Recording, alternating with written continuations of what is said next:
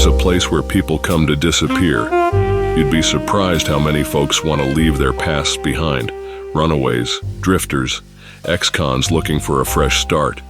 The law's thin out here, and justice? Well, it's more of an idea than a reality. If you've got a gun and a grudge, you can settle most disputes without anyone blinking twice. But murder? That's a different animal. And when the blood starts spilling, they call someone like me. My name's Cole Ward, private investigator, not that it means much out here. I don't wear a badge, and I sure as hell don't take orders from anyone. I just go where the trail of blood leads me. This time, it led to a little colony on the edge of nowhere called Dustwater. Place was barely on the map, but they'd gotten in touch with me through one of their traders. Said they had a problem they couldn't solve on their own. That's usually code for somebody's dead and nobody's talking. When I stepped off the shuttle in Dustwater, the heat hit me like a hammer. Dry air that clung to your skin, making every breath feel like it was scraping your throat. The colony was nothing special. Ramshackle buildings, a few solar panels, and a whole lot of dirt.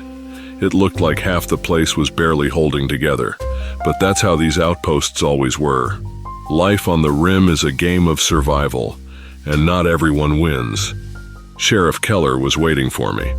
She was tall, lean, with a scar running across her cheek that made it clear she'd been through her share of trouble. She wasn't the type to ask for help unless things were really bad, and judging by the way she eyed me, I could tell she didn't like that help had come from someone like me.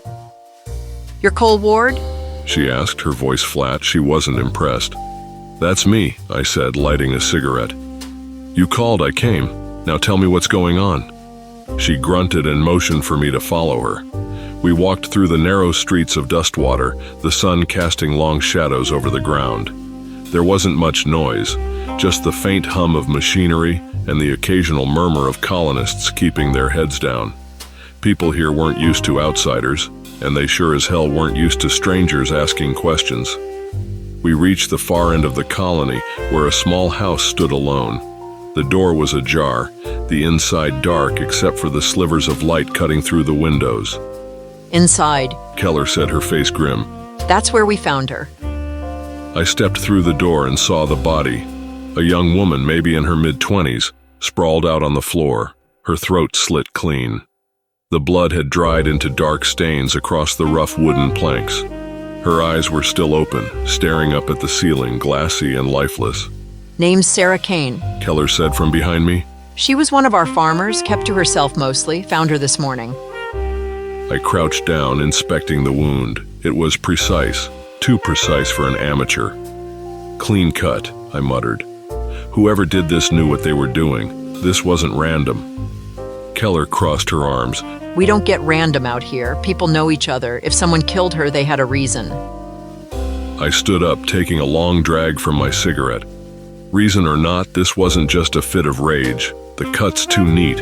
This was planned. She nodded, her eyes narrowing. "You think it's someone from inside the colony?" Could be, but I'm not ruling anything out yet. Keller exhaled sharply. "This isn't the first one, Ward. There's been others." That got my attention. How many? 2 others, both in the last few months. Same M.O., clean kill, no witnesses, no suspects. Why didn't you call for help sooner? "We're used to handling our own problems," she said, her tone defensive. "Figured we could sort it out, but now I don't know. It's starting to feel like someone's hunting us."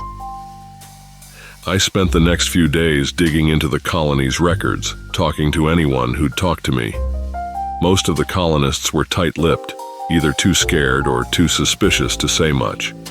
The ones who did talk didn't have anything useful, just rumors, whispers about shadows in the night, or people disappearing for hours at a time. But there was one thing I kept hearing. Sarah Kane hadn't been liked. She was new, a recent arrival to Dustwater, and she'd rubbed a lot of people the wrong way. She'd had disputes with other farmers over land rights, over who got access to the limited water supplies. That didn't make her a saint, but it also didn't mean she deserved to die. The other 2 victims, same story, new arrivals, people who hadn't quite fit in with the rest of the colony. It wasn't until I met with the colony's mechanic, a guy named Vic, that I got something real. He was a wiry, jittery man, always looking over his shoulder like someone was about to stab him in the back. He didn't invite me into his workshop, just stood at the doorway wiping oil from his hands. I heard you were asking about Sarah. He said, not meeting my eyes. That's right, I said. Know anything that might help? Vic hesitated, chewing on his lip. Look, I'm not saying I know anything, but there's been talk. People say Keller's been acting strange. Keller, I raised an eyebrow. The sheriff? He nodded, his voice dropping to a whisper. Yeah. She's been leaving the colony at night. Says she's going out on patrol, but no one ever sees her. What are you suggesting, Vic? I'm not suggesting anything. He said quickly, shaking his head. I'm just saying, you might want to keep an eye on her. I took Vic's advice with a grain of salt, but it gnawed at me. Keller had been calm, collected, but too calm maybe, too ready to dismiss certain things. And if Vic was right about her leaving the colony at night, there was only one way to find out. That night I waited. I found a spot near the colony's edge, under the shadow of an old water tower, and kept my eyes on the sheriff's office. It wasn't long before I saw her slip out, moving quickly and quietly like someone who didn't want to be seen. I followed her, keeping my distance. She moved with purpose, heading out into the scrubland that surrounded Dustwater. The moon hung low in the sky, casting everything in a pale, ghostly light. I kept my steps light, my hand resting on my revolver just in case. She stopped near a rocky outcrop, a place that looked like it had been used as a campsite.